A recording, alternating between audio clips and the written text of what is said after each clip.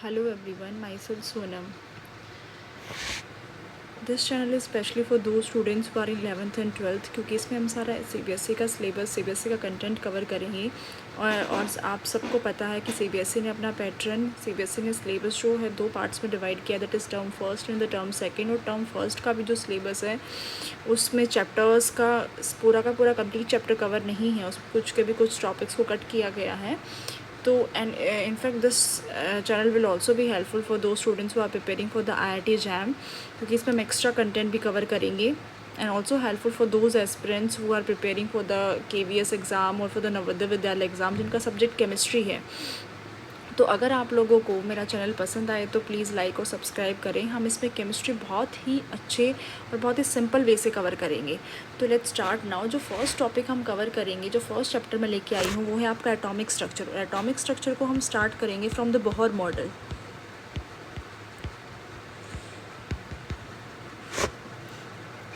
तो Bohr model अगर मैं बात करूँ एटम के मॉडल की, तो एटॉमिक मॉडल को सबसे पहले देने वाला वो साइंटिस्ट वॉज जे थॉमसन। और जे थॉमसन ने क्या बोला था, जे थॉमसन ने अपना मॉडल अपना कंसिडर किया सिमिलर टू दी वाटरमेलन, और उसने बोला कि एटम्स के अंदर जो इलेक्ट्रॉन्स डिस्ट्रीब्यूटेड हैं दे आर रैंडमली डिस्ट्रीब्यूटेड। उसने कोई स्पेसिफिक पोजीशन नहीं बताई, सिर्फ उसने इतना बोला कि एटम के अंदर electrons are randomly distributed, right. उसके बाद जो दूसरा मॉडल आया वो था रदरफोर्ड मॉडल।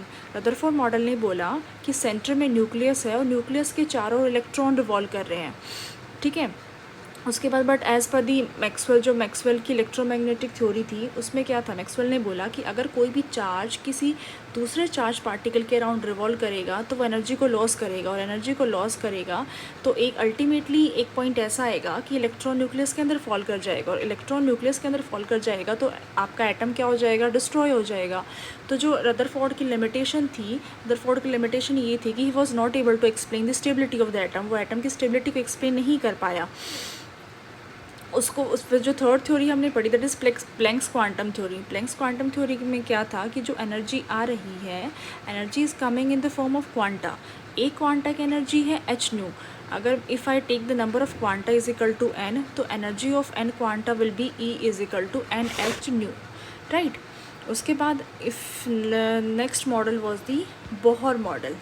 तो बोहर मॉडल दैट इज़ इसका कंप्लीट नाम है नील्स बोहर मॉडल। तो नील्स बोहर मॉडल ने क्या बोला, फर्स्ट पॉइंट जो नील्स बोहर मॉडल ने दिया that was the when electron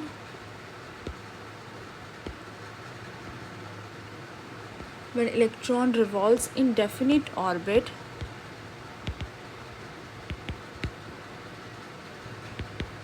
when electron revolves in definite orbits, its energy, it's constant. This mean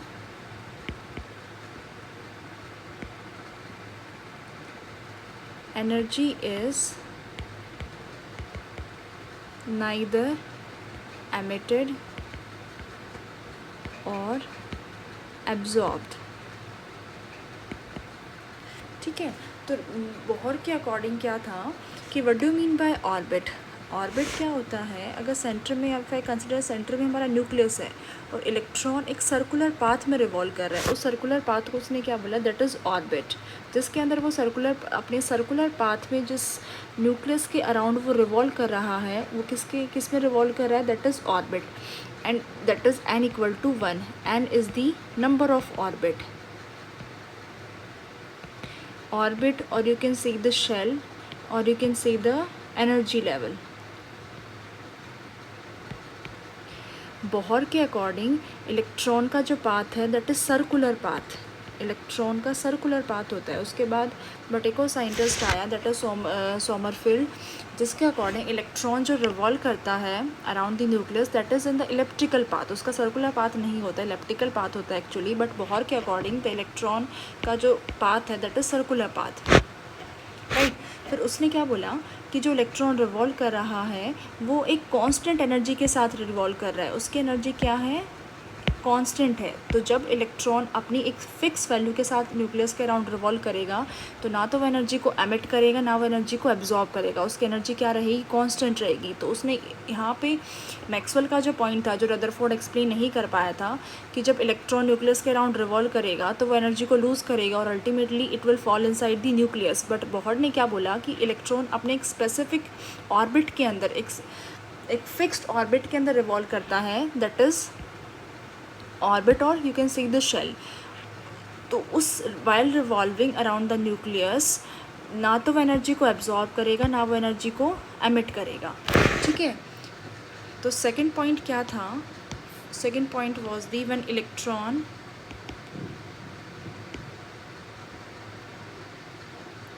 excites from lower orbit to higher orbit, it absorb energy.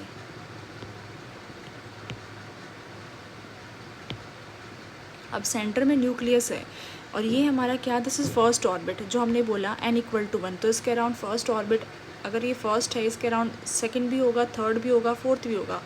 ठीक है, तो अगर मैं बात करूँ, this is nucleus, this is first orbit, this is second orbit. First orbit n क्या है, n is the number of the orbit, that is n=1, this is n=2। ठीक है, तो अगर इलेक्ट्रॉन फर्स्ट में है, एंड एक और जो मेन पॉइंट था बोहर का, Bohr model is only applicable for the single electron species, ये मल्टी इलेक्ट्रॉन के लिए एप्लीकेबल नहीं है, सिर्फ सिंगल इलेक्ट्रॉन स्पेशीज़ के लिए एप्लीकेबल है।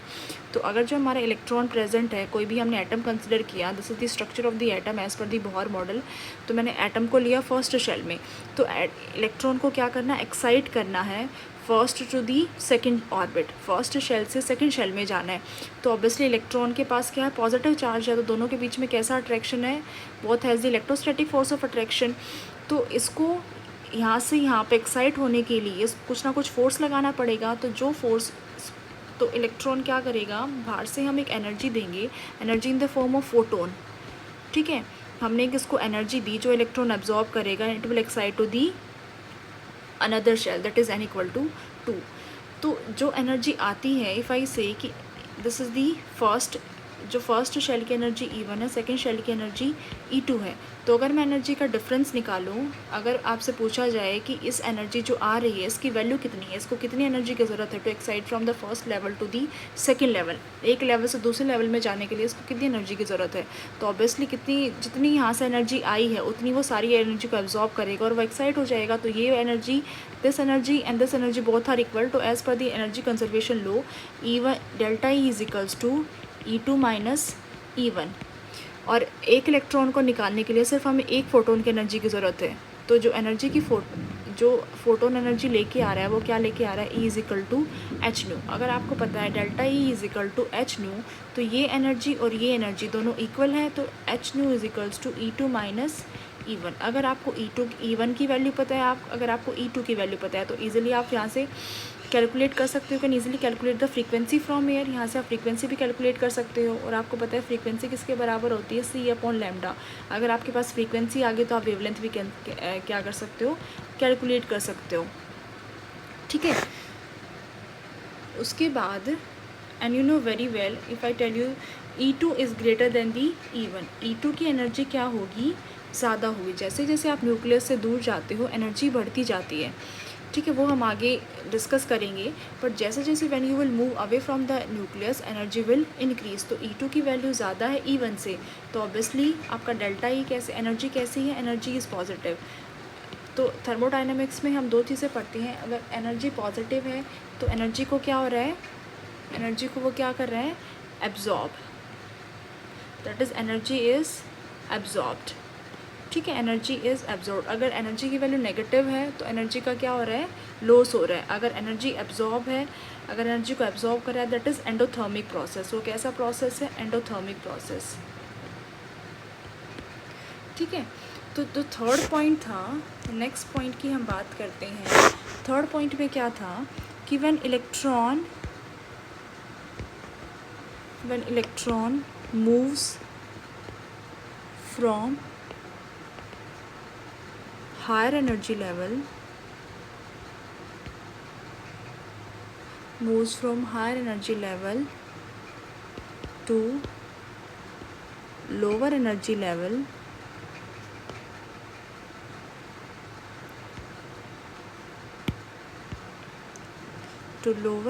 level it emits energy. ठीक है, तो वही सेम थिंग, सेंटर में न्यूक्लियस है, उसके अराउंड क्या है, shell. First shell that is n equal to 1, second shell n equal to 2. मैंने अभी बताया n क्या है, n को या तो आप orbit, you can say n is the orbit, और you can n equal to shell, और n is equal to energy level. Okay,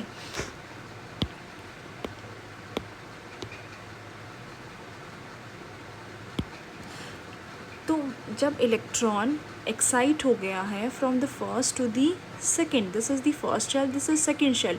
first shell को we always say this is the ground state, n equal to 1 is the ground state. ठीक है, this is the ground state, and n equal to 2 is the first excited state. क्योंकि electron जब energy लेके excite करेगा एक shell से दूसरे shell में, that is the n equal to 1 से n इक्वल टू 2, जब n इक्वल टू 1 से n इक्वल टू 2 पे जाएगा, that is first excited state. ठीक है, और n equal to 2 is the, n equal to 3 is the second excited state.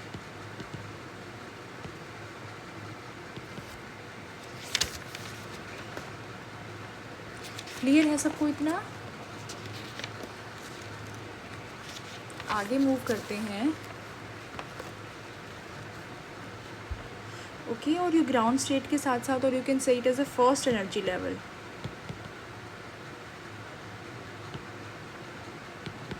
ठीक है, this is the first shell, और you can say the first orbit, और the ground state, और the first energy level. This is the first excited state, और you can say the second energy level, और you can say the second orbit. ठीक है, इन सब नाम से हम इसको रिप्रेजेंट करते हैं.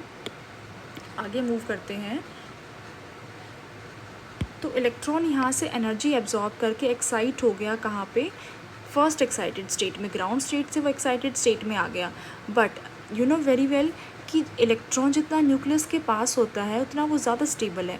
इलेक्ट्रॉन जितना न्यूक्लियस से दूर जाता जाएगा उतना ही उसकी स्टेबिलिटी क्या होती जाती है, डिक्रीज़ होती जाती है.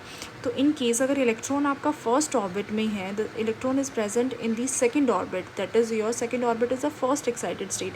अगर उसको क्या करना है, if it move from the higher energy level to the lower energy level, अगर इलेक्ट्रॉन को हायर से लोअर एनर्जी लेवल पे जाना है तो वह एनर्जी को क्या करेगा, एनर्जी का लूज़ करेगा. और कितनी एनर्जी का लूज़ करेगा, जितनी उसने एनर्जी एब्जॉर्ब की थी उतनी सेम एनर्जी वो लूज़ करके क्या हो जाएगा, it will move from the higher energy level to the lower energy level. तो इसकी वैल्यू क्या होगी, फर्स्ट शेल की energy is equal to E1 and second shell की energy is equal to E2.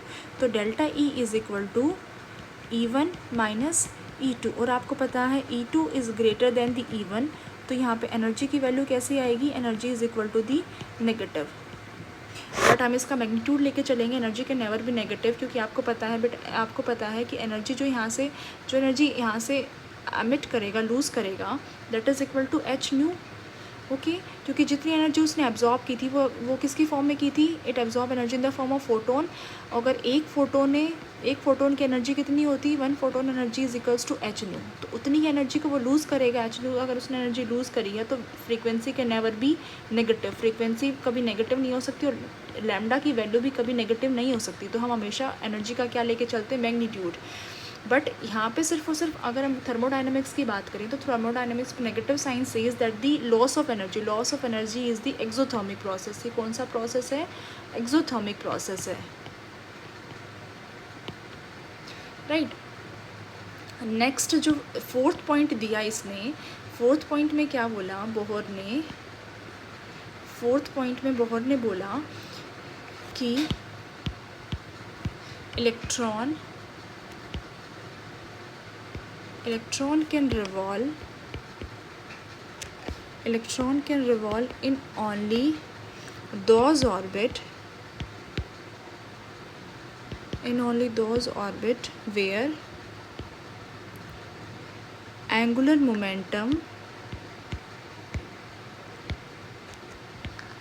is integral multiple of angular momentum is integral multiple of h upon 2 pi. For example यहाँ पे electron, कोई भी centre में nucleus और electron यहाँ पे revolve कर रहा है, तो इलेक्ट्रॉन जो रिवॉल्व कर रहा है तो उसका मोमेंटम कितना होगा, momentum is equal to mass into velocity m into V, right. But जब कोई भी इलेक्ट्रॉन सर्कुलर पाथ में रिवॉल्व करेगा जिसका रेडियस r है, तो उसका that would be the angular momentum, उसको हम बोलते हैं एंगुलर मोमेंटम। और एंगुलर मोमेंटम की वैल्यू कितनी होगी, M V R. Angular momentum would be equal to the M V R. और M V R angular momentum किसके बराबर होगा, integral multiple of H upon 2 pi. Integral multiple that is equal to N H upon 2 pi.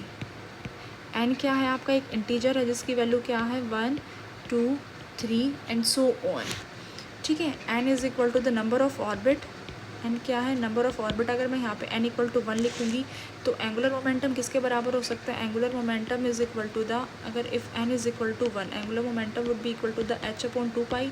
अगर N equal to 2 है, angular momentum is equal to the 2h upon 2 pi that is equal to h upon pi. अगर n की value 3 है तो angular momentum M V R is equal to h upon 3 pi and so on, ठीक है। तो बहुत ने बोला कि इलेक्ट्रॉन सिर्फ उन्हीं ऑर्बिट में रिवॉल्व करता है जिनका एंगुलर मोमेंटम किसके बराबर है, h अपॉन 2 पाई। बट ये इसकी ड्रॉबैक, जब हम बोहर के ड्रॉबैक पढ़ेंगे तो हम इसकी ड्रॉबैक में भी हम यही चीज़ पढ़ते हैं कि बोहर ये चीज़ एक्सप्लेन नहीं कर पाया कि ऐसा क्यों होता है कि इलेक्ट्रॉन सिर्फ उन्हीं ऑर्बिट में क्यों रिवॉल्व करता है जो दैट इज़ जिनकी वैल्यू क्या है, जो इंटीग्रल मल्टीपल है h अपॉन 2 पाई, ठीक है। और अगर वही एक्सप्लेन नहीं कर पाया तो हम तो एक्सप्लेन कर ही नहीं पाएंगे, ठीक है। फिर नेक्स्ट जो इसका पॉइंट था बोहर मॉडल का, तो नेक्स्ट पॉइंट क्या बोला बोहर मॉडल ने, बोहर मॉडल के according the fourth point was the कि जो टोटल इलेक्ट्रोस्टैटिक अट्रैक्शन है, total electrostatic attraction, total electrostatic attraction between nucleus and electron is equal to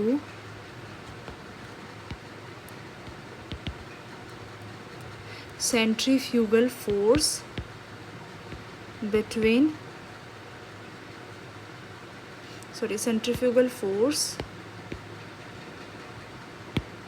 due to revolution of electron।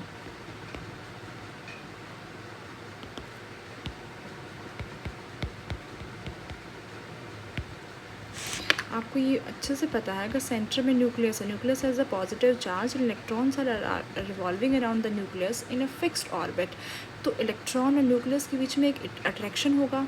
उस attraction को हम क्या बोलते हैं, दैट इज़ इलेक्ट्रोस्टैटिक अट्रैक्शन। जब पॉजिटिव और दो चार्ज के अपोजिट चार्जेस के बीच में अट्रैक्शन होता है दैट इज़ इलेक्ट्रोस्टैटिक अट्रैक्शन। और जो इलेक्ट्रॉन रिवॉल्व कर रहा है तो वो एक फोर्स लगा रहा है that is a centrifugal force. Assume करो कि इस डायरेक्शन में फोर्स लगा रहा है, तो सेंट्रीफ्यूगल फोर्स की वैल्यू कितनी होती है, that is equal to the F, centrifugal force is equal to F is equals to M V square upon R. और जो electrostatic force of attraction according to the electrostatics वो कितनी value होती है, according to the electrostatic force is equal to the, according to the electrostatics F is equals to K Q1 Q2 upon R square and the charge will always be taken in the magnitudes, ठीक है। तो जो हमारा charge Q1 है, Q1 is the charge on the nucleus and Q2 is the charge on the electron. और आपको पता है चार्ज न्यूक्लियस पे चार्ज कितना होगा, न्यूक्लियस पे जो चार्ज होता है वो किसके इक्वल होता है, that is equal to the, nucleus के अंदर क्या है, न्यूक्लियस के अंदर प्रोटॉन प्रेजेंट है and proton is equal to the atomic number जिसको हम रिप्रेजेंट करते हैं, एटॉमिक नंबर को हम रिप्रेजेंट करते हैं बाय द Z, ठीक है। And the one proton has the charge, one proton पे charge if it take in the form of electron that is equal to the, अगर हम इलेक्ट्रॉन का मैग्नीट्यूड लें तो एक प्रोटॉन का चार्ज किसके बराबर होता है, one proton charge is equal to the electron. और Z प्रोटॉन का चार्ज किसके बराबर होगा, Z E, एक प्रोटॉन पे चार्ज E, Z प्रोटॉन पे charge Z E, right. And the Q2 is the charge on the electron that is equal to the E। तो force किसके बराबर होगा, K ZE into E upon R square, where Z is the atomic number. Z क्या है?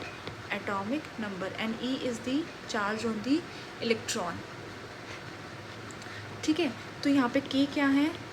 K is a constant जिसकी value होती है 4 pi epsilon nought, that is equal to the 9 into 1 by 4 pi epsilon nought, 9 into 10⁻⁹, इसकी unit है newton metre square coulomb square. Okay, this is a constant.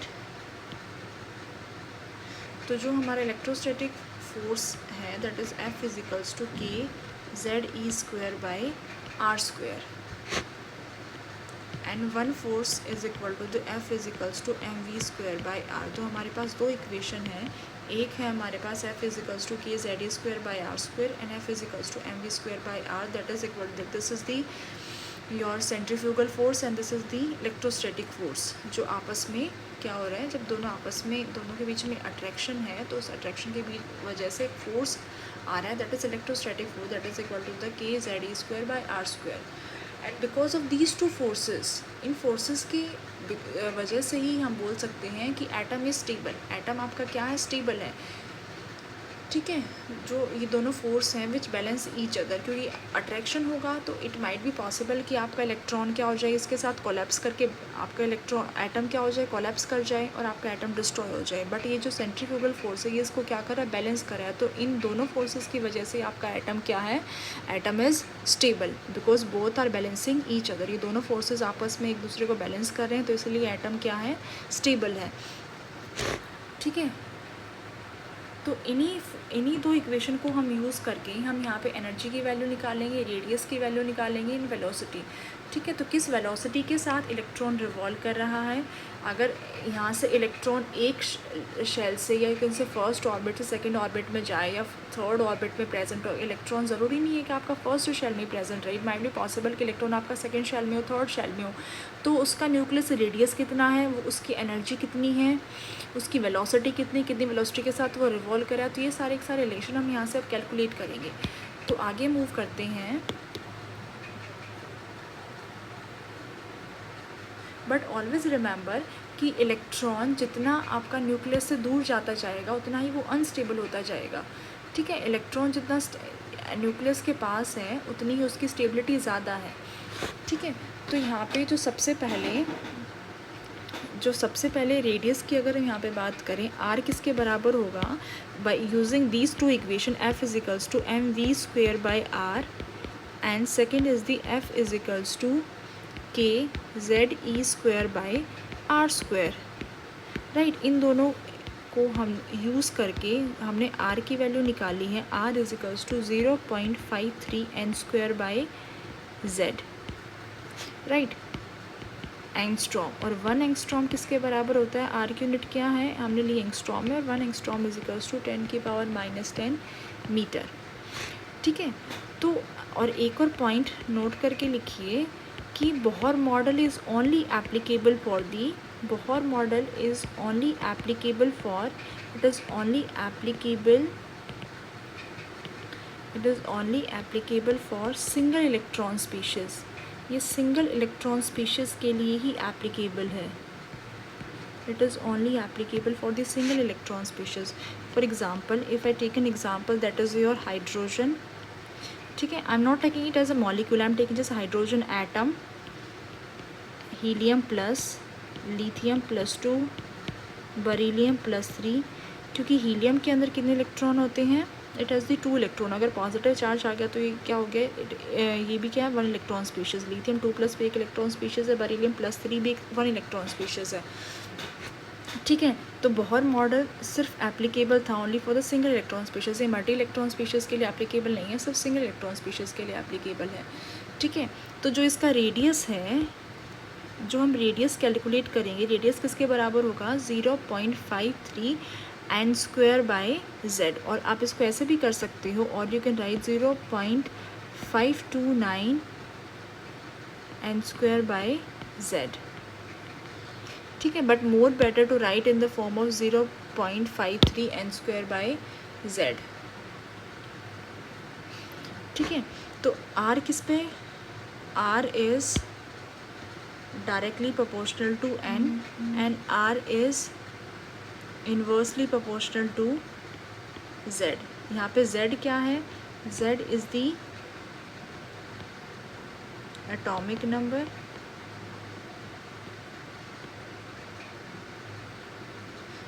And N क्या है, N is the number of orbit, number of orbit, shell और energy level. ठीक है, तो R N की directly proportional है, तो जितना आपका यहाँ पे अगर आपकी N की वैल्यू बढ़ती जाएगी तो आपका रेडियस भी क्या होता जाएगा, इंक्रीज़ होता जाएगा।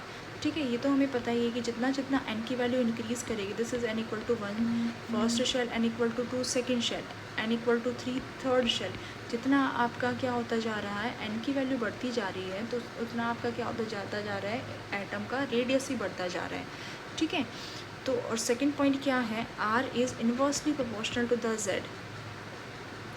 जैसे जैसे आप क्या होते जा रहे हो, न्यूक्लियस से दूर जाते जा रहे हो, उतना ये चार्ज होता क्या होता जा रहा है उस पर एटॉमिक नंबर, क्योंकि Z एटॉमिक नंबर क्या है आपका, प्रोटॉन्स ही है, तो जितना आप न्यूक्लियस से दूर जाते जा रहे हो उतना ही क्या होता जा रहा है, उस पर चार्ज कम होता जा रहा है। ठीक है, इस पर हम एक न्यूमेरिकल करते हैं।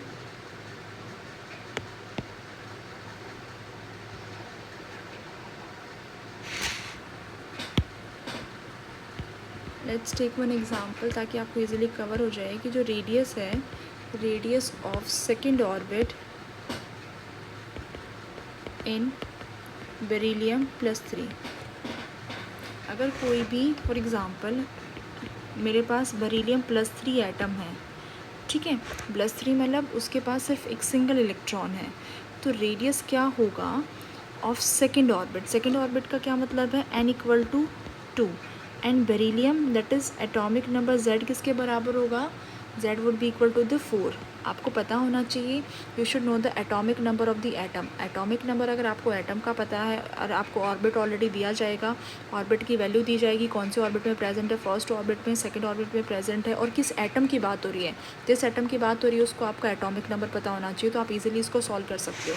तो उसने बोला कि अगर कोई भी मेरा रेडियस क्या होगा अगर इलेक्ट्रॉन प्रेजेंट है सेकंड ऑर्बिट में, क्योंकि this is single electron system, beryllium का एटम है, this is the atom of the beryllium and electron is present in the second orbit, तो उसकी रेडियस कितनी होगी, यहाँ से यहाँ तक उसकी रेडियस कितनी होगी। तो रेडियस निकालने का फॉर्मूला क्या था, 0.53 into n² angstrom.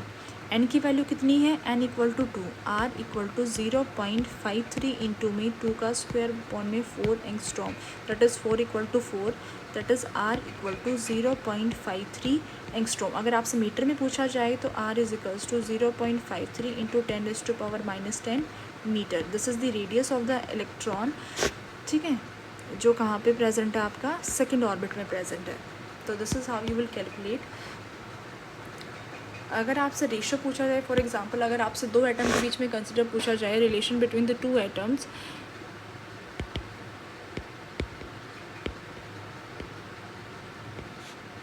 For example अगर आपसे पूछा जाए कि calculate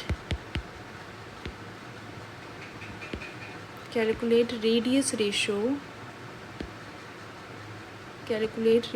ratio of second orbit of lithium +2 and third orbit of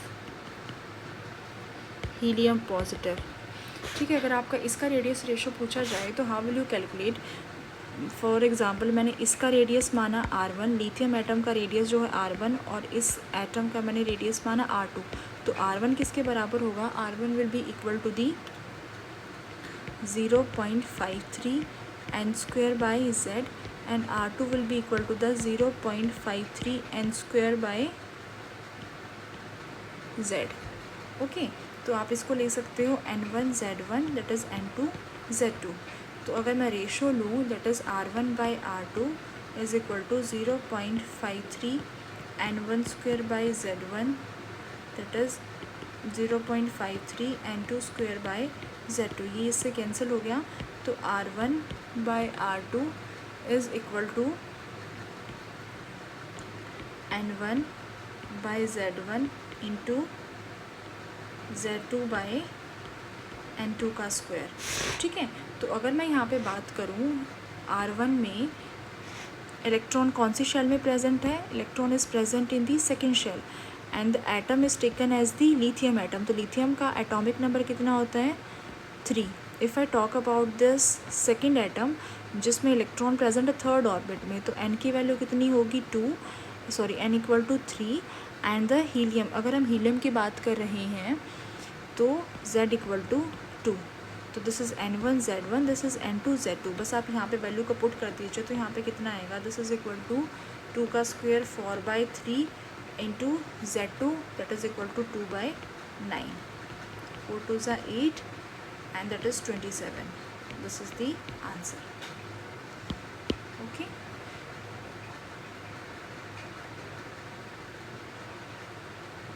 And I think सबको अभी clear है कि always remember one thing, that is equal to the n equal to 1. n equal to 1 क्या है आपका, n equal to 1 is the ground state। किसी भी atom की n equal to 1 is the ground state और it is the first energy level,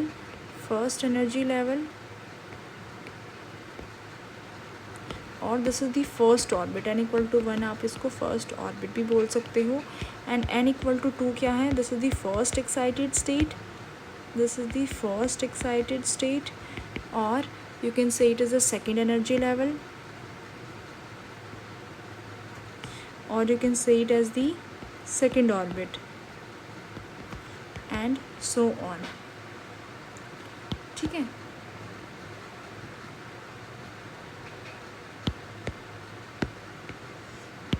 same ऐसे ही अगर हम बात करें what would be the velocity of the electron, जो इलेक्ट्रॉन रिवॉल्व कर रहा है अराउंड दी न्यूक्लियस किसी भी एक पर्टिकुलर ऑर्बिट के अंदर, पर्टिकुलर शेल के अंदर, जब इलेक्ट्रॉन रिवॉल्व कर रहा है तो किस वेलोसिटी के साथ रिवॉल्व कर रहा है वो हम कैसे कैलकुलेट करेंगे, that is Vn is equals to 2.188 into 10⁸ Z/n centimetre per second. ठीक है, this is the formula of the velocity जिससे हम कैलकुलेट करेंगे कि इलेक्ट्रॉन किस वेलोसिटी के साथ रिवॉल्व कर रहा है, राइट। और अगर आपको पूछा जाए मीटर में तो Vn is equals to 2.188 into 10⁶ Z/n metre per second.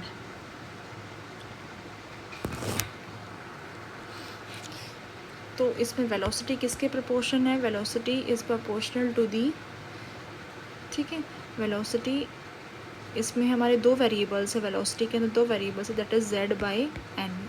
तो velocity is directly proportional to z and velocity is inversely proportional to n।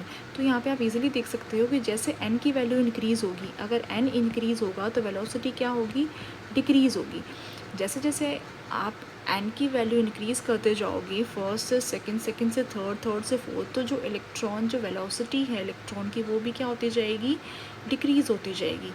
ठीक है, और v is directly proportional to the z। तो जितना आप न्यूक्लियस से पास, जैसे फर्स्ट शेल में जो इलेक्ट्रॉन रिवॉल्व कर रहा है उसकी एनर्जी ज़्यादा होगी as comparatively to the second shell. ठीक है, तो ऐसे ही same we will calculate the some numericals from here. और अगर आपसे पूछा जाए कंपैरिजन बिटवीन टू एटम, अगर आपसे दो एटम के बीच में कंपैरिजन पूछा जाए कि अगर फॉर एग्जांपल मैंने लिथियम का एटम लिया, वो सेकंड ऑर्बिट में रिवॉल्व कर रहा है, और मैंने बेरिलियम का एटम लिया that is revolving in the third orbit, तो दोनों का वेलोसिटी रेशियो क्या होगा। तो कंपैरिजन बिटवीन टू एटम तो आप इजीली कर सकते हो, that is equal to V1 that is Z1/n1 and V2 that is Z2/n2। दोनों का ratio V1/V2 that is equal to Z1/Z2 and N2/N1, right. तो एक एग्ज़ाम्पल लेके चलते हैं इसका।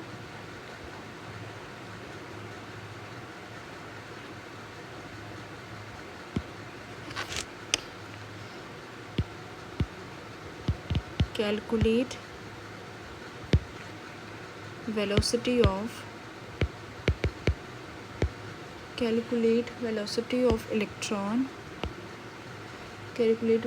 of electron in first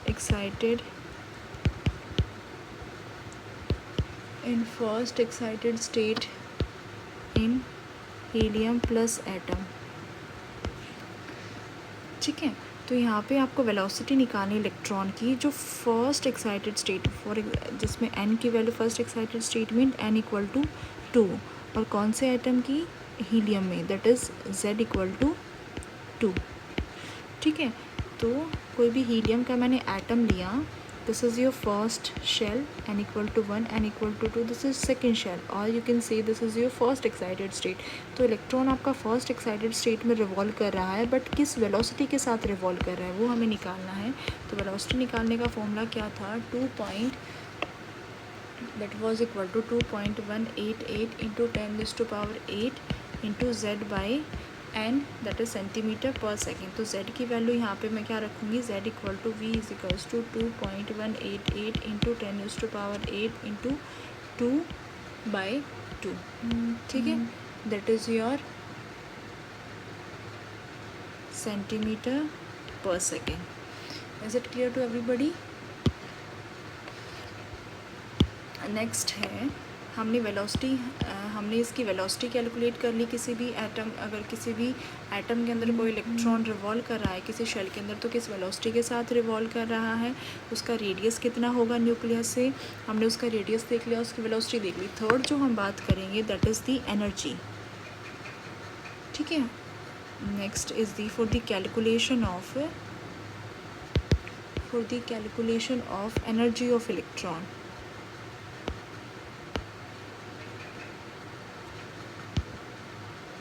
For the calculation of energy of electron. तो if I talk about the total energy किसके बराबर होती है? Total energy is equal to the kinetic energy plus potential energy. ठीक है, and you know very well kinetic energy of electron, किसी भी electron की काइनेटिक एनर्जी कितनी होगी, half M V square. And जब हमने बहुत पॉस्टुलेट्स पढ़ा था, अकॉर्डिंग टू द बहुत पॉस्टुलेट्स, तो हमने दो इक्वेशंस देखी थी। अकॉर्डिंग टू द फोर्थ बहुत पॉस्टुलेट, जो उसने क्या बोला था, mv²/r, that is centripetal force is equal to the electrostatic force, that is kZe²/r²। r से r कैंसिल हो गया, तो mv² किसके इक्वल होगा, kZe²r। If I put this equation in this equation, तो हमारा काइनेटिक एनर्जी ऑफ इलेक्ट्रॉन किसके बराबर होगा, half kZe² into r।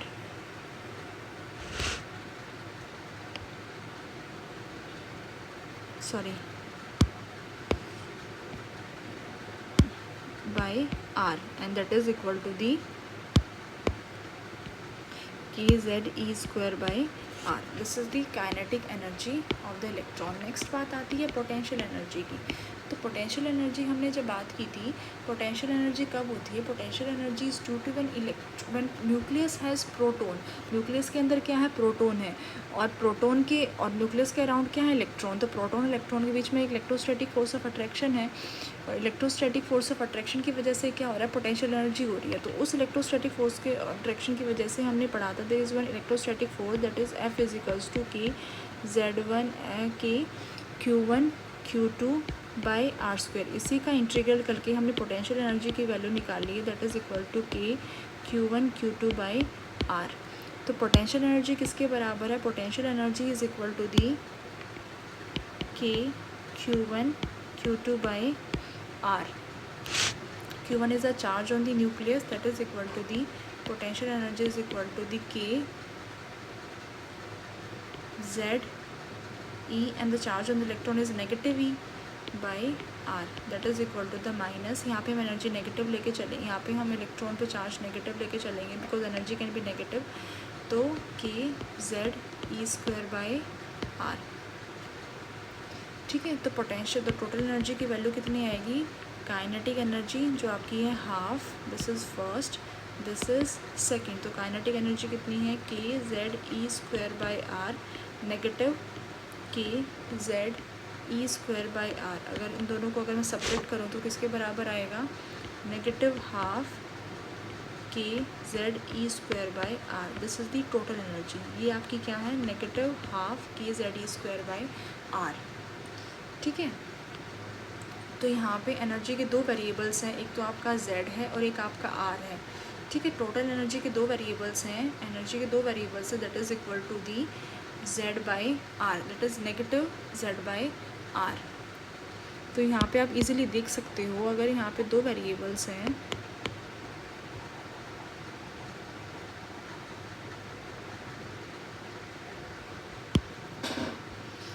That is energy En is directly proportional to the negative z by r।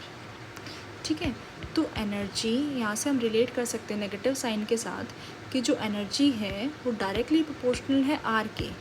ठीक है, क्योंकि नेगेटिव साइन तो ये बता रहे हैं ना कि नेगेटिव साइन के अकॉर्डिंग तो आर इसके डायरेक्टली प्रोपोर्शनल में हो जाएगा। तो जैसे जैसे रेडियस बढ़ता जाएगा वैसे वैसे एनर्जी क्या होती जाएगी, बढ़ती जाएगी। और जैसे जैसे एनर्जी बढ़ेगी वैसे वैसे stability of atom will decrease. हमेशा एनर्जी का और स्टेबिलिटी का इन्वर्स रिलेशन होता है। ऑलवेज़ ये चीज़ नोट करना कि एनर्जी और स्टेबिलिटी हमेशा क्या होते हैं, एक दूसरे के इन्वर्सली प्रोपोर्शनल होते हैं। ऐसे ही सेम हम केमिकल बॉन्डिंग में पढ़ते हैं कि जो स्टेबिलिटी हमेशा क्या करेगी, डिक्रीज़ करेगी। ठीक है, स्टेबिलिटी विल डिक्रीज़। जैसे जैसे आपकी एनर्जी इंक्रीज़ करेगी स्टेबिलिटी क्या करेगी, डिक्रीज़ करेगी। तो जैसे जैसे रेडियस बढ़ रहा है वैसे वैसे एनर्जी भी क्या होती जा रही है, इंक्रीज़ होती जा रही है।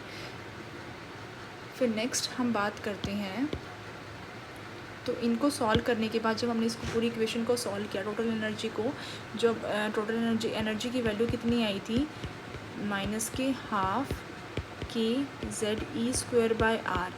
तो जब हम इसको पूरी को सॉल्व करेंगे तो हमारे पास एनर्जी कितनी ऑब्टेन होगी, एनर्जी की वैल्यू आएगी E N is equal to the minus K 13.6 Z square by N square. And unit क्या होती है, इलेक्ट्रॉन वोल्ट पर एटम। ठीक है, this is the energy of the electron that is equal to the minus K 13.6 Z square by N square electron volt per atom. अगर मैं इसको joule में convert करूँ तो 1 इलेक्ट्रॉन वोल्ट पर एटम किसके बराबर होता है, 1 electron volt per atom is equal to the 1.602 into 10⁻⁻19 joule. ठीक है, 1 electron volt is equals to 1.602 into 10⁻⁻19 joule. अगर मुझे इसको किलो जूल में कन्वर्ट करना हो तो मैं कैसे कन्वर्ट करूँगी।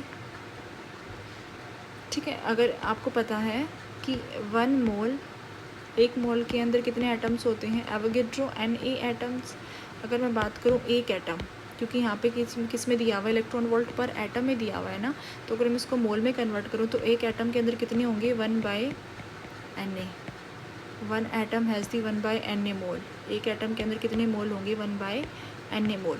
तो En को if I convert into the mole, 13.6 Z square by N square electron volt per atom per mole, that is divided by the 1/Na।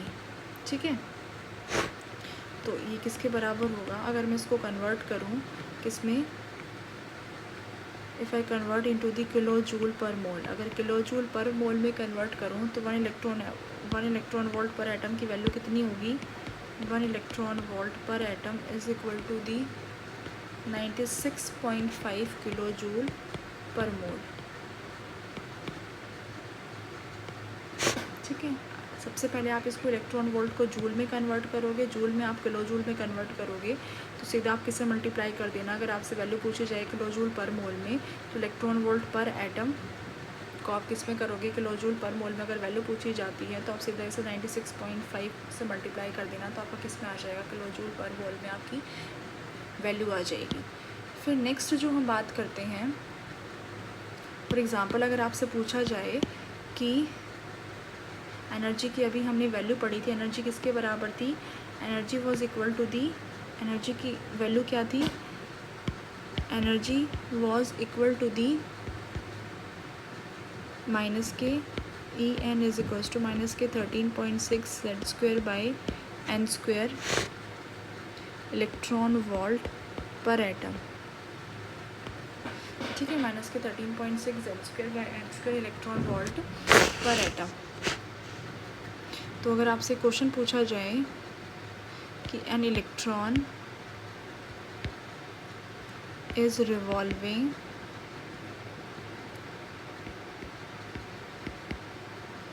Electron is revolving in fourth orbit, अगर electron आपका revolve कर रहा है किसी fourth orbit में of helium positive, तो आपको calculate करना है, calculate the total energy, you have to calculate the total energy. सबसे पहले दिया हुआ है टोटल एनर्जी, बी आपसे पूछा हुआ है what would be the kinetic energy, and the C is the what would be the potential energy. तो टोटल एनर्जी का वैल्यू हमें पता है, टोटल एनर्जी किसके बराबर होती है, -13.6 Z² by n² electron volt per atom. ठीक है, अगर आपसे इलेक्ट्रॉन वोल्ट पर एटम में पूछा गया तो सीधा आप क्या करोगे, अगर आपसे जूल में पूछा जाएगा तो मैंने आपको बताया था 1 इलेक्ट्रॉन वोल्ट पर एटम किसके बराबर होता है, 1.602। 1 इलेक्ट्रॉन वोल्ट पर एटम किसके इक्वल था, 1 electron volt per atom is equals to 1.602 into 10⁻⁻19 joule. ठीक है, तो सीधा आप इसको क्या करोगे, इससे मल्टीप्लाई कर दोगे। अगर आपसे पूछा जाए किलो जूल पर मोल तो 1 electron volt per atom is equal to 96.5 kilo joule per mole. तो यहाँ पे क्या दिया हुआ है कि electron is revolving in the fourth orbit, तो यहाँ पे कौन सा ऑर्बिट है, फोर्थ ऑर्बिट है, that is N equal to the four. और कौन से एटम की बात हो रही है, हीलियम की, जिसका atomic number is equal to the 2। तो वैल्यू पुट करो, आपका आंसर आ जाएगा En is equals to 13.6, Z is equals to 4 and 4 का स्क्वेयर दैट इज 16, राइट। तो इसको आप सॉल्व कर सकते हो, -13.6/4 इलेक्ट्रॉन वोल्ट पर एटम।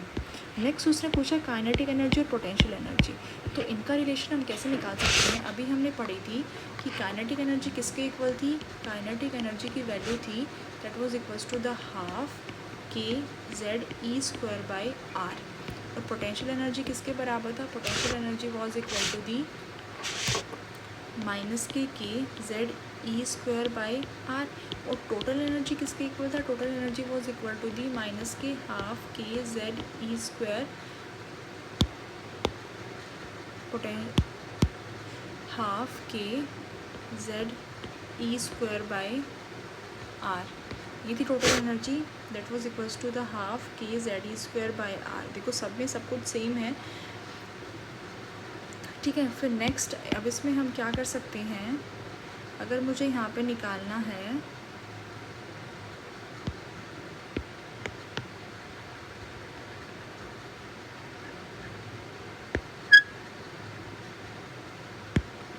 तो यहाँ पे मैं ऐसे कर सकती हूँ कि if I take the ratio of the kinetic energy by potential energy, that is वो क्या आएगा, that is equal to the kinetic energy और पोटेंशियल एनर्जी का अगर मैं रेशियो लूँ तो आप इजीली देख सकते हो ये इससे कैंसिल हो जाएगा, that is equal to the half. और अगर मैं रेशियो लूँ काइनेटिक एनर्जी और टोटल एनर्जी का, काइनेटिक एनर्जी और टोटल एनर्जी का रेशियो कितना आएगा, ये हाफ से half cancel kZe²/r, that is equal to the -1। और अगर काइनेटिक एनर्जी टोटल एनर्जी का होगा, टोटल और काइनेटिक का हो गया।